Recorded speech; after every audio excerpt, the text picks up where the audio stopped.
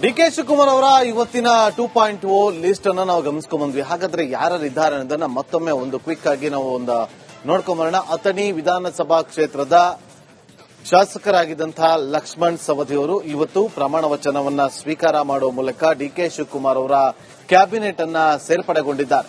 ಬಿಜೆಪಿಯಿಂದ ಕಾಂಗ್ರೆಸ್ಗೆ ಬಂದಂತಹ ಲಕ್ಷ್ಮಣ್ ಸವದಿ ಅವರಿಗೆ ಕಳೆದ ಬಾರಿ ಅಂದ್ರೆ ಸಿದ್ದರಾಮಯ್ಯ ಅವರ ಕ್ಯಾಬಿನೆಟ್ ನಲ್ಲಿ ಅವಕಾಶ ಸಿಗಬೇಕಾಗಿತ್ತು, ಆದರೆ ಸಿಗಲಿಲ್ಲ. ಈಗ ಅವರಿಗೆ ಅವಕಾಶ ಸಿಕ್ಕಂತಾಗಿದೆ. ಅಲ್ಲಿಗೆ ಬೆಳಗಾವಿಯಲ್ಲಿ ಸತೀಶ್ ಜಾರಕಿಹೊಳಿ ಸೇರ್ಕೊಂಡ್ರೆ ಲಕ್ಷ್ಮಣ್ ಸವದಿ ಅವರಿಗೆ ಆ ಜಿಲ್ಲೆಗೆ 2 ಸಚಿವ ಸ್ಥಾನಗಳು ಸಿಕ್ಕಂತಾಗಿದೆ. ಇನ್ನು ನೆಕ್ಸ್ಟ್ ಬರುವಂತದ್ದು ಮಾಗಡಿ ಬಾಲಕೃಷ್ಣ ಅವರು. ಇವತ್ತಿನ ಲಿಸ್ಟ್ ಅಲ್ಲಿ ನಾವು ಗಮನಿಸಿದಾಗ ಮಾಗಡಿ ಬಾಲಕೃಷ್ಣ ಅವರ ಹೆಸರು ಬರುತ್ತೆ. ಇವತ್ತು ಪ್ರಮಾಣ ವಚನ ಸ್ವೀಕಾರ ಮಾಡಿದಂತ ಸಂದರ್ಭದಲ್ಲಿ ಮೊಟ್ಟ ಮೊದಲನೇ ಹೆಸರು ಕೇಳಿ ಬಂದಿದ್ದು ಅಲ್ಲಿ ಲೋಕಭವನದಲ್ಲಿ ಅಜಯ್ ಸಿಂಗ್ ಆದ್ಮೇಲೆ ಎರಡನೇ ಹೆಸರು ಕೇಳಿ ಬಂದಿದ್ದು ಮಾಗಡಿ ವಿಧಾನಸಭಾ ಕ್ಷೇತ್ರದ ಶಾಸಕರಾಗಿರುವಂತಹ ಬಾಲಕೃಷ್ಣ ಅವರು. ನೋಡಿ, ಇವತ್ತೊಂದು ಪ್ರಸಂಗ ನಡೀತಲ್ಲಿ. ಮಾಗಡಿ ಬಾಲಕೃಷ್ಣ ಅವರು ಬಂದು ಅಲ್ಲಿ ಪ್ರಮಾಣ ವಚನ ಸ್ವೀಕಾರ ಮಾಡಿದ್ದ ಬಳಿಕ ಹೋಗಿ ಡಿ.ಕೆ. ಶಿವಕುಮಾರ್ ಅವರ ಕಾಲಿಗೆ ಬೀಳ್ತಾರೆ. ಕಾಲಿಗೆ ಬಿದ್ದಂತ ಸಂದರ್ಭದಲ್ಲಿ ಡಿ.ಕೆ. ಶಿವಕುಮಾರ್ ಅವರು ಭಾವುಕರಾಗಿದ್ರು ಅನ್ನೋದು ಗೊತ್ತಾಗ್ತಾ ಇರುವಂತ ಮಾಹಿತಿ. ಅಂದ್ರೆ ಅಷ್ಟು ಲಾಯಲ್ ಆಗಿದ್ರು ಬಾಲಕೃಷ್ಣ ಅವರು ಡಿ.ಕೆ. ಶಿವಕುಮಾರ್ ಅವರಿಗೆ ಅನ್ನೋದು ಸ್ಪಷ್ಟವಾಗಿ ಅಲ್ಲಿ ಗೋಚರಿಸ್ತಾ ಇತ್ತು. ಇನ್ನು ನೆಕ್ಸ್ಟ್ ಲಿಸ್ಟ್ ಅಲ್ಲಿ ವಿಜಯಾನಂದ ಕಾಶಪ್ಪನು, ಹುನಗಂದ ಕ್ಷೇತ್ರದ ಶಾಸಕರು. ಇವರ ಪರವಾಗಿ ಸಾಕಷ್ಟು ಹೋರಾಟಗಳು, ಪ್ರತಿಭಟನೆಗಳು ನಡೀತು. ಅಪೇಕ್ಷೆಯನ್ನ ಇಟ್ಕೊಂಡಿದ್ರು, ನಮಗೆ ಈ ಬಾರಿ ಸಚಿವ ಸ್ಥಾನ ಸಿಕ್ಕೇ ಸಿಗುತ್ತೆ ಅಂತೇಳಿ. ಆ ಮೂಲಕ ಅವ್ರಿಗೂ ಕೂಡ ಹುನಗಂದ ಕ್ಷೇತ್ರದ ಶಾಸಕರಾಗಿರುವಂತಹ ಕಾಶಪ್ಪನವರಿಗೆ ಒಂದು ಸಚಿವ ಸ್ಥಾನ ಸಿಕ್ಕಿ ಬಂದಿದೆ. ಲಿಂಗಾಯತ ಕೋಟದ ಅಡಿಯಲ್ಲಿ ಅವರಿಗೆ ಈ ಒಂದು ಸ್ಥಾನ ಸಿಕ್ಕಿರೋದು. ಆ ಮೂಲಕ ಡಿ.ಕೆ. ಶಿವಕುಮಾರ್ ಅವರ ಕ್ಯಾಬಿನೆಟ್ ನಲ್ಲಿ ಅವರೀಗ ಸೇರ್ಪಡೆಗೊಂಡಿದ್ದಾರೆ. ಇನ್ನು ಶಿವರಾಜ್ ತಂಗಡಗಿ ಅವರು ಸಿದ್ದರಾಮಯ್ಯ ಅವರ ಕ್ಯಾಬಿನೆಟ್ ನಲ್ಲಿ ಕೂಡ ಇದ್ರು. ಈಗ ಮತ್ತೊಮ್ಮೆ ಡಿ.ಕೆ. ಶಿವಕುಮಾರ್ ಅವರ ಕ್ಯಾಬಿನೆಟ್ ನಲ್ಲೂ ಕೂಡ ಶಿವರಾಜ್ ತಂಗಡಗಿ ಅವರು ಇದ್ದಾರೆ. ಕನಕಗಿರಿ ಕ್ಷೇತ್ರದ ಶಾಸಕರಾಗಿರುವಂತಹ ಶಿವರಾಜ್ ತಂಗಡಗಿ ಅವರು ಕಳೆದ ಬಾರಿ ಟಿಬಿ ಡ್ಯಾಂನ ವಿಚಾರವಾಗಿರ್ಬೋದು ಅಥವಾ ಅವರ ಜಿಲ್ಲೆಯಲ್ಲಿ ಇದ್ದಂತಹ ಒಂದು ಸಮಸ್ಯೆಗಳಾಗಿರ್ಬೋದು, ಅದರ ಬಗ್ಗೆ ಸಾಕಷ್ಟು ಗಮನ ಹರಿಸಿದಂತವರು ಶಿವರಾಜ್ ತಂಗಡಗಿ ಅವರು. ಆ ಕ್ರಸ್ಟ್ ಗೇಟ್ ಕಟ್ಟಾದಾಗ ಬಹಳ ಮುತುವರ್ಜಿಯನ್ನು ಕೂಡ ವಹಿಸಿದ್ರು ಶಿವರಾಜ್ ತಂಗಡಗಿ ಅವರು. ಡಿ.ಕೆ. ಶಿವಕುಮಾರ್ ಅವರ ಸಂಪುಟದಲ್ಲಿ ಅವರಿಗೆ ಸ್ಥಾನ ಸಿಗುತ್ತಾ ಇಲ್ವಾ ಅನ್ನೋ ಕುತೂಹಲ ಇತ್ತು. ಆದ್ರೆ ಅವರು ಅಪೇಕ್ಷೆಯನ್ನು ಇಟ್ಕೊಂಡಿದ್ರು, ನಮಗೆ ಸಿಕ್ಕೇ ಸಿಗುತ್ತೆ ಅಂತೇಳಿ ಅವರು ಒಂದು ಆಕಾಂಕ್ಷಿ ಕೂಡ ಆಗಿದ್ರು. ಮತ್ತೊಮ್ಮೆ ಅವರಿಗೆ ಸಚಿವ ಸ್ಥಾನ ಹೊಲಿದು ಬಂದಿರೋದು ಶಿವರಾಜ್ ತಂಗಡಗಿ ಅವರಿಗೆ. ಇನ್ನು ಪುಟ್ಟರಂಗ ಶೆಟ್ಟಿ ಅವರು ಸಿದ್ದರಾಮಯ್ಯ ಅವರ ಆಪ್ತ ವಲಯದಲ್ಲಿ ಗುರುತಿಸಿಕೊಂಡಂತವರ ಪೈಕಿ ಪುಟ್ಟರಂಗ ಶೆಟ್ಟಿ ಅವರು ಕೂಡ ಒಬ್ಬರು. ಅವರಿಗೆ ಸಚಿವ ಸ್ಥಾನ ಹೊಲಿದು ಬಂದಿದೆ. ಅಂದ್ರೆ ಡಿ.ಕೆ. ಶಿವಕುಮಾರ್ ಅವರ ಕ್ಯಾಬಿನೆಟ್ ನಲ್ಲಿ ಪುಟ್ಟರಂಗ ಶೆಟ್ಟಿ ಅವರಿಗೂ ಕೂಡ ಒಂದು ಅವಕಾಶ ಸಿಕ್ಕಿದೆ ಇಲ್ಲಿ. ಮತ್ತು ಕಲಘಟಗಿ ಕ್ಷೇತ್ರದ ಶಾಸಕರಾಗಿರುವಂತಹ ಸಂತೋಷ್ ಲಾಡ್. ನೆಕ್ಸ್ಟ್ ಸಂತೋಷ್ ಲಾಡ್ ಅವರು ಕಣ್ಣೀರನ್ನ ಹಾಕಿದ್ರು. ಸಿದ್ದರಾಮಯ್ಯ ಅವರು ರಾಜೀನಾಮೆ ಕೊಡ್ತಾರನ್ನೋ ವಿಚಾರ ಗೊತ್ತಾಗ್ತಾ ಇದ್ದಂತೆ ಕಾರಲ್ಲಿ ಕುತ್ಕೊಂಡು ಬಂದು ಸಂತೋಷ್ ಲಾಡ್ ಅವರು ಕಣ್ಣೀರನ್ನ ಹಾಕಿದ್ರು.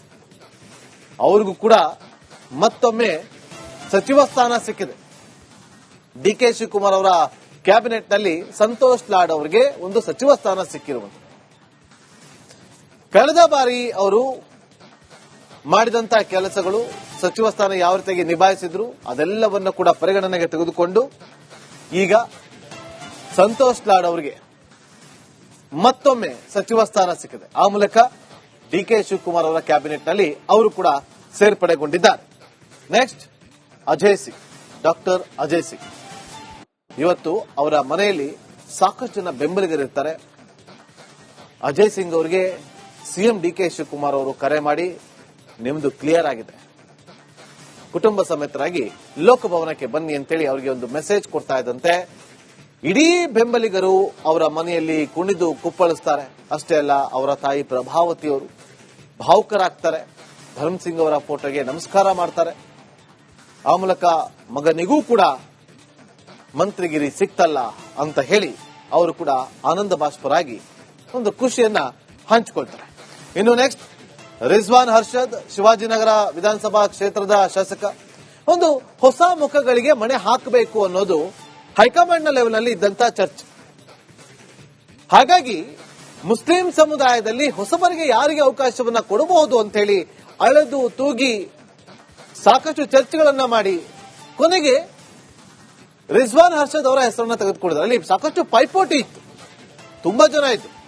ಹ್ಯಾರಿಸ್ ಇದ್ರು, ಸಲೀಂ ಅಹಮದ್ ಅವರಿದ್ರು, ತುಂಬಾ ಜನ ಇದೇ ರೀತಿಯಾಗಿದ್ರು. ತನ್ವೀರ್ ಸೇಠ್ ಕೂಡ ಇದ್ರು. ಇವತ್ತು ತನ್ವೀರ್ ಸೇಠ್ಗೆ ಸಚಿವ ಸ್ಥಾನ ಸಿಗಲಿಲ್ಲ ಅಂತೇಳಿ ಇವತ್ತು ಸಾಕಷ್ಟು ಪ್ರತಿಭಟನೆಗಳು ನಡೀತು ಮೈಸೂರಲ್ಲಿ. ಕಾರ್ಯಕರ್ತನೊಬ್ಬ ವಿಷವನ್ನ ಸೇವಿಸಿದ, ರಾಜೀನಾಮೆ ಕೊಡಬೇಕು ಅಂತೇಳಿ ಆಗ್ರಹಿಸಿದ್ರು. ಈ ರೀತಿಯಂತ ಬೆಳವಣಿಗೆ ಆಯ್ತು. ಆದ್ರೂ ಕೂಡ ಹೈಕಮಾಂಡ್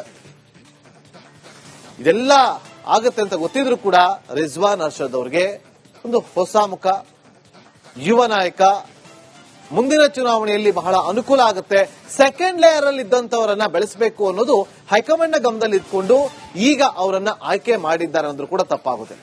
ಆ ಮೂಲಕ ಶಿವಾಜಿನಗರ ಕ್ಷೇತ್ರದ ಶಾಸಕರಾಗಿರುವಂತಹ ರಿಜ್ವಾನ್ ಅರ್ಷದ್ ಅವರು ಕೂಡ ಇವತ್ತು ಪ್ರಮಾಣ ವಚನವನ್ನ ಸ್ವೀಕಾರ ಮಾಡಿ ಡಿಕೆ ಶಿವಕುಮಾರ್ ಅವರ ಕ್ಯಾಬಿನೆಟ್ ನಲ್ಲಿ ಸೇರ್ಕೊಂಡಿದ್ದಾರೆ.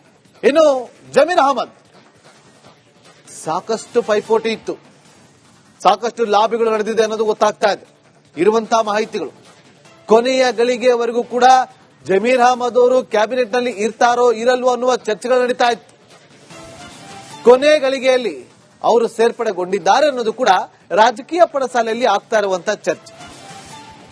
ಜಮೀರ್ ಅಹಮದ್ ಖಾನ್ ಅವರು ಮಂತ್ರಿಗಿರಿಗೆ ಹೋಗ್ಬೇಕು ಅನ್ನೋದು ಒಂದಷ್ಟು ಜನರ ಒಲವಿತ್ತು. ಆದ್ರೆ ಕೆಲವರು ಬೇಡ ಅನ್ನುವ ಒಂದು ವಿಚಾರವನ್ನ ಕೂಡ ಪ್ರಸ್ತಾಪ ಮಾಡಿದಂತೆ. ಆದ್ರೂ ಕೂಡ ಡಿಕೆ ಶಿವಕುಮಾರ್ ಅವರು ತಮ್ಮ ಕ್ಯಾಬಿನೆಟ್ಗೆ ಜಮೀರ್ ಅಹಮದ್ ಖಾನ್ ಅವರನ್ನ ಸೇರ್ಪಡೆ ಮಾಡಿಕೊಂಡಿದ್ದಾರೆ. ಇನ್ನು ಹಾವೇರಿ ರುದ್ರಪ್ಪ ಲಮಾಣಿ ಅವರು, ಹಾವೇರಿ ಕ್ಷೇತ್ರದ ಶಾಸಕರಾಗಿರುವಂತಹ ರುದ್ರಪ್ಪ ಲಮಾಣಿ ಅವರನ್ನು ಕೂಡ ಅವರು ಸಚಿವ ಸ್ಥಾನಕ್ಕೆ ಇವತ್ತು ಪ್ರಮಾಣ ವಚನ ಸ್ವೀಕಾರ ಮಾಡಿದ್ದಾರೆ. ಅವ್ರಿಗೂ ಕೂಡ ಕ್ಯಾಬಿನೆಟ್ಗೆ ಸೇರಿಸಿಕೊಂಡಿದ್ದಾರೆ.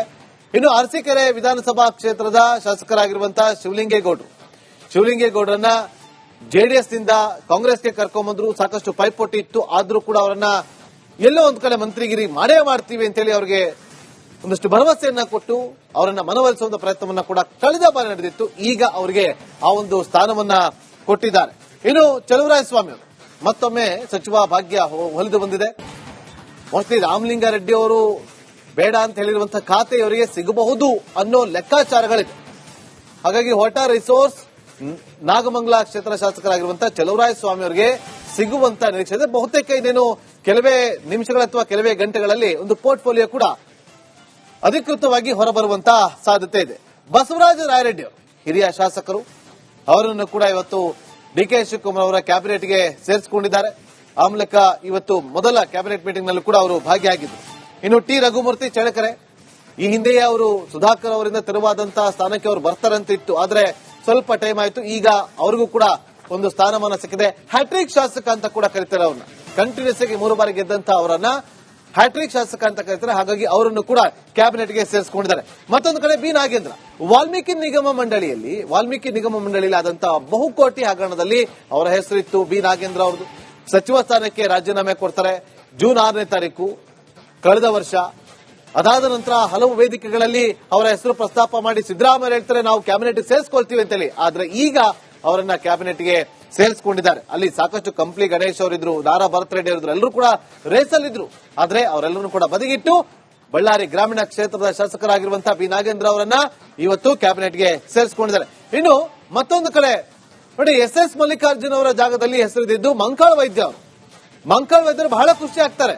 ಮೀನುಗಾರರ ಕುಟುಂಬಕ್ಕೆ ಒಲಿದು ಬಂದಂತಹ ಭಾಗ್ಯ ಅಂತ ಒಂದು ಮಾತನ್ನು ಕೂಡ ಹೇಳ್ತಾರೆ. ಆದ್ರೆ ಟೈಪಿಂಗ್ ಮಿಸ್ಟೇಕ್ ಅಂತ ಹೇಳಿ ಅವರ ಹೆಸರನ್ನು ತೆಗೆದು 2ನೇ ಪಟ್ಟಿ ಬಿಡುಗಡೆ ಮಾಡಿ ದಾವಣಗೆರೆ ನಗರ ಕ್ಷೇತ್ರ ಶಾಸಕರಾಗಿರುವಂತಹ ಎಸ್ ಮಲ್ಲಿಕಾರ್ಜುನ್ ಅವರನ್ನ ಅಲ್ಲಿಗೆ ಸೇರಿಸ್ತಾರೆ. ಅಂದ್ರೆ 2ನೇ ಬಾರಿ ಸಿದ್ದರಾಮಯ್ಯ ಅವರ ಕ್ಯಾಬಿನೆಟ್ ಅಲ್ಲಿ ಕೂಡ ಇದ್ರು. ಈಗ ಮತ್ತೊಮ್ಮೆ ಡಿಕೆ ಶಿವಕುಮಾರ್ ಅವರ ಕ್ಯಾಬಿನೆಟ್ ನಲ್ಲಿ ಕೂಡ ಸೇರಿಸಿಕೊಂಡಿದ್ದಾರೆ. ಅಲ್ಲೊಂದು 2 ಲಿಸ್ಟ್ಗಳು ಬಂದು ಅಲ್ಲಿ ಇವರ ಹೆಸರು ಸೇರ್ಪಡೆ ಆಗುತ್ತೆ. ಮತ್ತೊಂದು ಕಡೆ ಬಸವಂತಪ್ಪ, ಮಾಯಕೊಂಡ ಕ್ಷೇತ್ರ ಶಾಸಕರಾಗಿರುವಂತಹ ಬಸವಂತಪ್ಪ ಅವರ ಹೆಸರು ಕೂಡ ಸೇರ್ಪಡೆಗೊಂಡಿದ್ದು. ಅವರು ಕೂಡ ಕ್ಯಾಬಿನೆಟ್ಗೆ ಸೇರ್ಕೊಂಡಿದ್ದಾರೆ. ಮಧು ಬಂಗಾರಪ್ಪ ಅವರು ಕೂಡ 2ನೇ ಬಾರಿಗೆ ಈಗ ಸಚಿವರಾಗಿದ್ದಾರೆ. ಅಂದ್ರೆ ಸಿದ್ದರಾಮಯ್ಯ ಅವರ ಕ್ಯಾಬಿನೆಟ್ ನಲ್ಲಿ ಕೂಡ ಇದ್ರು. ಈಗ ಮತ್ತೊಮ್ಮೆ ಡಿಕೆ ಶಿವಕುಮಾರ್ ಅವರ ಕ್ಯಾಬಿನೆಟ್ ನಲ್ಲಿ ಕೂಡ ಅವರು ಸೇರ್ಪಡೆಗೊಂಡಿದ್ದಾರೆ. ಇವರ ಸೇರ್ಪಡೆ ಆಗಿದ್ರಂತ ಹಿನ್ನೆಲೆಯಲ್ಲಿ ಆಲ್ರೆಡಿ ಅಲ್ಲೊಂದಷ್ಟು ಅಸಮಾಧಾನಗಳು ಭುಗಿಲೆದ್ದಿದೆ. ಮೊದಲ ಬಾರಿಗೆ ಗೆದ್ದು ಬಂದಂತವರಿಗೆ ನೀವು ಶಾಸಕ ಸ್ಥಾನವನ್ನ ಕೊಟ್ಟಿದ್ದೀರಿ ನಿಮ್ಮ ಪಕ್ಷಕ್ಕೆ ಬಂದ ನಂತರ. ನಾನು ಕೂಡ ಬಂದು ಮೊದಲ ಬಾರಿಗೆ ಗೆದ್ದಿದ್ದೀನಿ, ನನಗೂ ಒಂದು ಅವಕಾಶವನ್ನ ಕೊಡಬಹುದಿತ್ತಲ್ಲ ಅಂತೇಳಿ ಬೇಳೂರು ಗೋಪಾಲ್ ಕೃಷ್ಣ ಅವರ ಅಸಮಾಧಾನವನ್ನು ಹೊರಹಾಕ್ತಾರೆ. ನಾಳೆ 12 ಜನ ಅಸಮಾಧಾನಿತರು ಮೀಟಿಂಗ್ ಅನ್ನ ಮಾಡ್ತೀವಿ, ಆ ಬಳಿಕ ನಿರ್ಧಾರವನ್ನ ತೆಗೆದುಕೊಳ್ತೀವಿ ಅಂತ ಹೇಳಿದ್ರೆ ಈ ಒಂದು ಬಂಡವನ್ನು ಹೇಗೆ ಶಮನ ಮಾಡ್ತಾರೆ ಡಿಕೆ ಶಿವಕುಮಾರ್ ಅವರು? ಹೈಕಮಾಂಡ್ ಹೇಗೆ ಇದನ್ನು ನಿಭಾಯಿಸುತ್ತೆ? ಬಿಕೆ ಪ್ರಸಾದ್ ಅವರು ಹೇಗೆ ಇದನ್ನ ನಿಭಾಯಿಸ್ತಾರೆ ಅನ್ನೋದನ್ನ ನಾಳೆವರೆಗೂ ಕೂಡ ಕಾದ್ ನೋಡಬೇಕಾಗುತ್ತೆ.